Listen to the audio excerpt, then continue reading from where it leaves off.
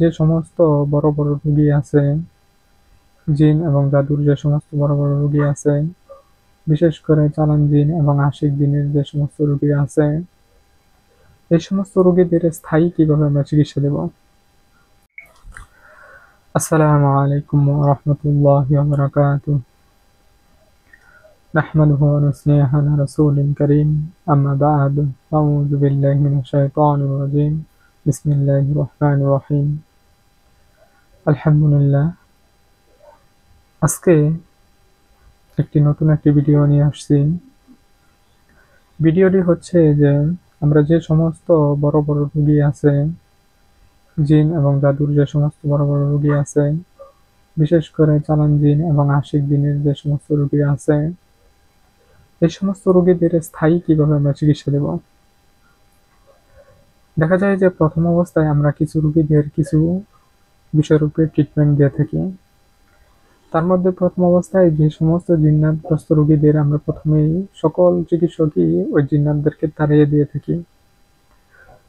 হোক সেটা রোগীর শরীরের উপর হাজির করে, হতে পারে রোগীর চোখের সামনে হাজির করে, হতে পারে সেটা কোনো নিয়ামতপ্রাপ্ত বা তুলারাশির চোখের সামনে বা শরীরে উপরে উপস্থিত করে আমরা জিন্নাতগুলো তাড়িয়ে থাকি। আমরা যেভাবে তাড়াই না কেন, আলহামদুলিল্লাহ প্রত্যেকটি সিস্টেমে করা যায়। আপনি যে কোনো সিস্টেম প্রয়োগ করতে পারেন।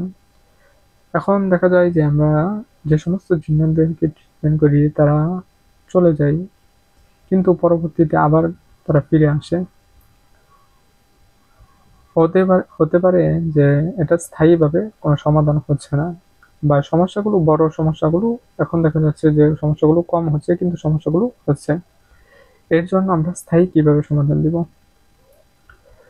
এই সমস্ত রোগীদেরকে আমরা ৩টা বা ৪টা তদবির প্রত্যেকটা রোগীকে দিব। এই ধরনের তদবির যদি আমরা প্রত্যেকটা রোগীকে দেওয়া যায়, ইনশাআল্লাহ আল্লাহ চাইতো এই সমস্ত রোগীদের আর কোনো সমস্যা হবে না।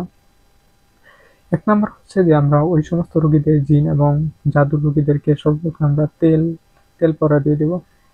দ্বিতীয় হচ্ছে যে আমরা পানি পরে দেব। তৃতীয় হচ্ছে যে আমরা এমন একটা পানি তৈরি করে দেব যে পানিটার মাধ্যমে তারা গোসল করবে, অর্থাৎ এই গোসলকে বলা হয় রুকায়া গোসল।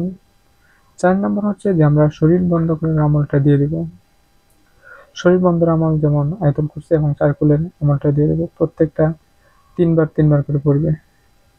তো অথবা আপনাদের যে সমস্ত একটা আমল দেওয়া হয়েছিল যে জিন এবং জাদুর যত বড়ই সমস্যা হোক না কেন, ১৪ দিনের হেফাজতের আমল, যত বড়ই জিন এবং জাদুর সমস্যা হোক না কেন, চালান জিন, আশিক জিন, যে কোনো জিন্নাত হোক না কেন, এভাবে শরীর বন্ধ করলে পৃথিবীতে এমন কোনো জিন্নাত নাই যে আপনার শরীর বন্ধ থাকবে। আপনার চাইলে এই ভিডিওটা দেখতে পারেন বা ওই আমলটাও করতে পারেন। ৪ নম্বর হচ্ছিল কি শরীর বন্ধ করার আমল, এই বিষয়ে আলোচনা হলো। কারণ ৫ নম্বর হচ্ছে যে আরেকটা স্টেপ আছে যে সমস্ত কবির আছে এই পদক্ষেপ গ্রহণ করে থাকে বা দিয়ে থাকে, সেটা হচ্ছে তাবিজ তোমার। তাবিজ তোমারের মাধ্যমে ওনারা শরীরটা হেফাজত করে থাকে। এই তাবিজ তোমার, বিশেষ করে আমি এগুলো পছন্দ করি না, তাবিজ তোমার না দেওয়াটাই সব থেকে উত্তম। আপনারা তাবিজ ব্যবহার করতে পারেন কোরআন এবং সুন্নাহর ভিত্তিক যদি কোনো আয়াত বা হাদিসের কোনো একদম সহি দোয়া পান, তাহলে আপনারা এগুলো গ্রহণ করতে পারেন। চলুন আমরা আমলগুলো বিষয়ে আলোচনা করি। এখন বিষয় হচ্ছে যে আমরা তো তেল পড়া, পানি পড়া এবং রুকায়া গোসল এবং শরীর বন্ধ বা তাবিজ এগুলো ব্যবহার সম্পর্কে আমরা জানি। এখন আমার বিষয়টা হচ্ছে যে আমরা কিভাবে আমরা জিনগ্রস্ত রোগীর জন্য বা জাদুগ্রস্ত ব্যক্তির জন্য কিভাবে তেল এবং পানি তৈরি করব।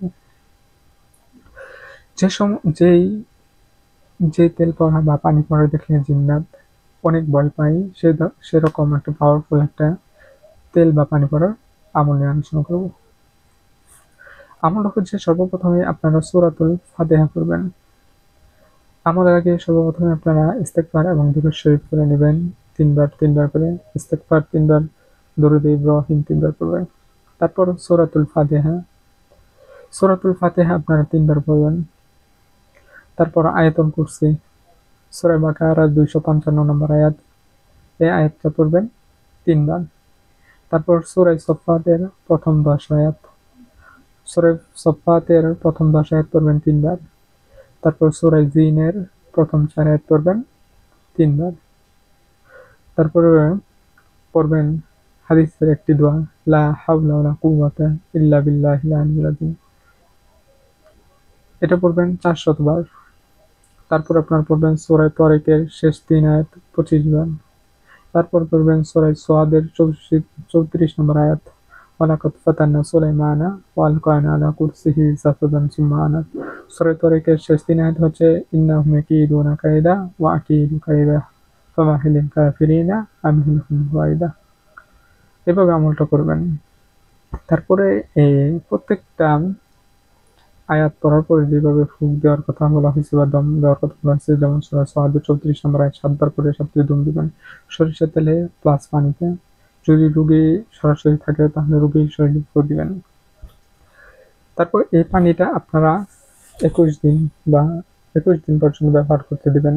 আর যদি বড় বা মজবুত রোগী হয়ে থাকে তাহলে আপনারা 40 দিন পর্যন্ত ব্যবহার করতে দিবেন। ইনশাআল্লাহ আল্লাহ চাইতো এই রোগীর শরীর বন্ধ মজবুত হয়ে থাকবে এবং স্থায়ীভাবে সমাধান আসবে। এইভাবে আপনারা ট্রিটমেন্ট করেন, চিকিৎসা করেন এবং চিকিৎসা নেন, ইনশাআল্লাহ আল্লাহ চাইতো আপনারা সুস্থ হবেন অতি দ্রুত। আমরা যদি চিকিৎসাগুলো সঠিকভাবে দিতে পারি, ইনশাআল্লাহ আল্লাহ চাইতো প্রত্যেকটা রোগী সুস্থ হবে।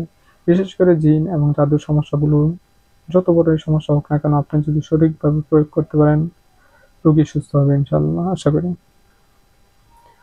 আজকের ভিডিও এই পর্যন্তই। আসসালামু আলাইকুম ওয়া রাহমাতুল্লাহি ওয়া বারাকাতুহু।